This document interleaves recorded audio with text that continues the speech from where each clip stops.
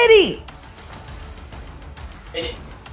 And then what's the stuff that's happening to Wendy Williams? Do you think this is all connection too?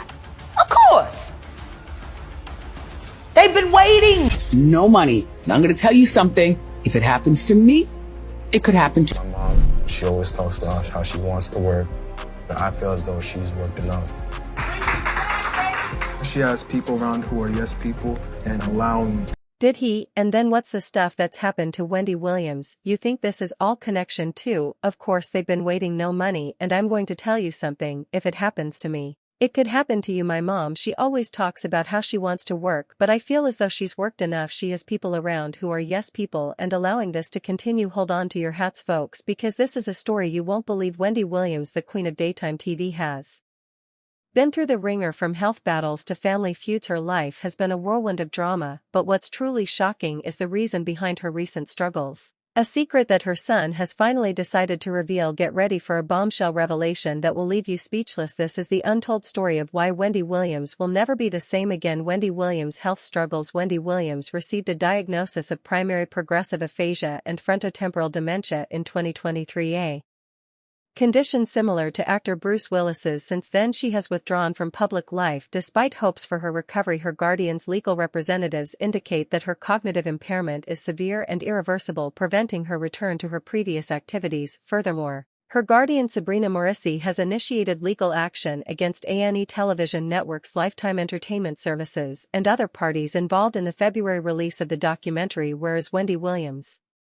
Sabrina has always opposed the series. Actually, she tried to censor it from airing, but the bad news for her is that a judge already declared in favor of the broadcast, since such a ban would be an impermissible prior restraint on speech that violates the First Amendment of the U.S. Constitution. And now that the documentary has been broadcasted, Sabrina is still not on the same side with the matter. Instead, she is swinging the axe in her lawsuit because she says those involved in the docu-series have taken advantage of a vulnerable Williams. She feels Williams was highly vulnerable and clearly incapable of consenting to being filmed, much less humiliated and exploited. However, since the documentary had its release in cinemas, Wendy's guardian thinks that all the earnings of the series should be remitted to Williams, since she would require heavy funds to afford the appropriate medical treatment and monitoring throughout her lifetime. Wendy's documentary lawsuit. Even Wendy's longtime publicist Sean Zennett wasn't on board with the idea. She said, I felt that Williams was being exploited. She thought we were focusing on the comeback of her career. She would be mortified, and I would never let Wendy put her name and brand on the line like that ever. She's an icon. It's not the story we signed up for.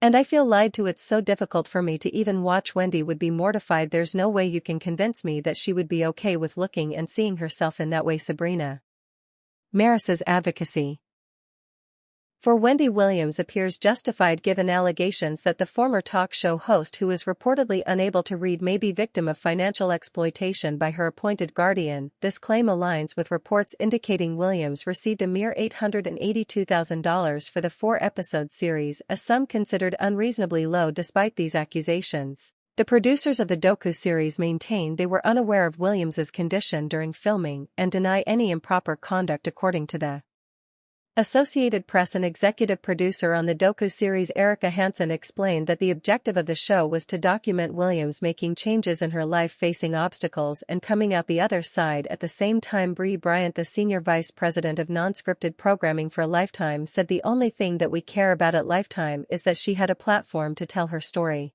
and that we feel we did so responsibly, and that she gets well and hopefully gets to be with her family. In addition, the companies involved in the documentary's release have filed a counter-suit. Legal documents submitted in New York on November 15 assert that Sabrina Miz's lawsuit aims to suppress free speech and burden publishers with the expense of defending against unfounded legal actions. They are seeking reimbursement for the costs and fees incurred in defending against Morris's lawsuit. Wendy's bold remarks on Diddy, the simultaneous occurrence of Wendy Williams's permanent incapacity and Shah Diddy Combs' imprisonment has raised suspicions of a connection. Williams had a history of speaking out against Combs, stemming from her acquisition of compromising photographs of him in the 1990s. She intended to release these photos publicly, but Combs became aware of her plans when Williams refused to be dissuaded. He allegedly retaliated by orchestrating her dismissal from her employment. Got on the phone, he said, "Let me tell you this when I get back to New York City, if she's on the radio, Station he's talking to a radio executive, he said the same thing to she, he said nobody that I deal with, nobody that I know is going to do anything with y'all, no business at all. It appears Gandal's account is credible as Wendy herself seemingly validated his claims in a conversation with DJVL. Wendy Williams recounted an incident where Sean Diddy Combs dispatched a group of women to confront her.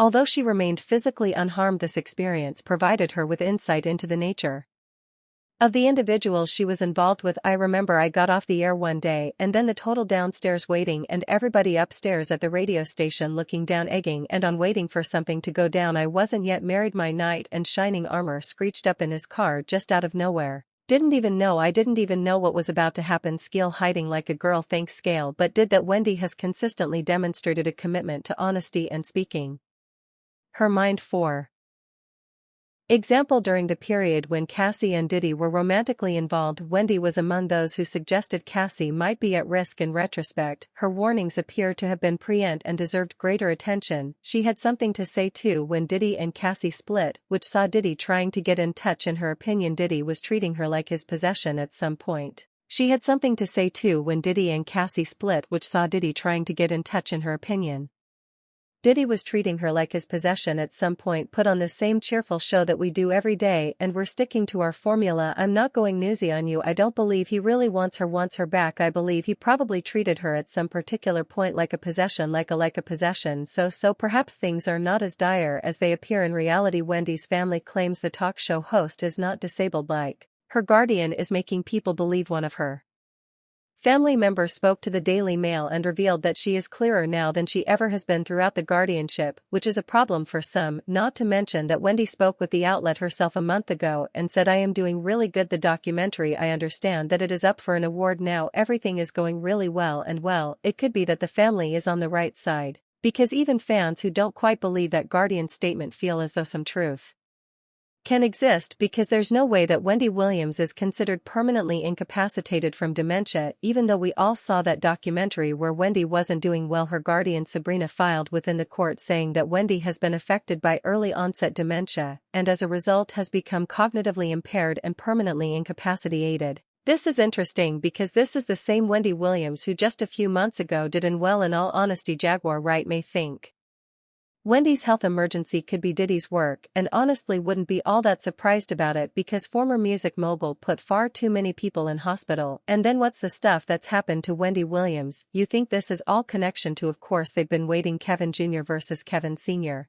New conflicts have arisen within Wendy Williams' family. Her son Kevin Jr. has stated that his father Kevin Sr. has been exploiting Wendy financially for years. Despite Wendy and Kevin Sr.'s divorce being finalized nearly 5 years ago, Kevin Jr. alleges his father continues to seek access to Wendy's wealth to support his lifestyle. The discord between Kevin Hunter Jr. and his father Kevin Hunter Sr., originating from their Hunter's plot to exploit Wendy Williams for financial gain, persists. Recently, Kevin Jr. publicly denounced his father's actions, expressing his disapproval without reservation. This suggests that Kevin Jr. is prepared to defend his position and support Wendy Williams. He is among many who oppose Kevin Sr. and advocate for Wendy Williams. Kevin married Wendy in 1999 and had married her until Kevin got a bit too greedy and Sharina Hudson got pregnant. All this while Wendy knew that Kevin had his affair with Sharina Hudson, but she has all along agreed to allow Kevin to get away with that. As long as the mistress got pregnant. In the 20 years that they were married, in 2000 they had a son together whom they named Junior. According to reports, Junior has always known about how his dad treated his mom, which isn't surprising because he was there when it was all going down. And by the way, most people do not realize, but kids are smart too, and they know what's happening in the family even without having to be informed by a parent. And by the way, Junior was 19 when his parents separated because Shireen got his dad pregnant, so he wasn't a kid, and for sure he knew what was going on because the media just wouldn't stop talking about it. Kevin's manipulation. Kevin Hunter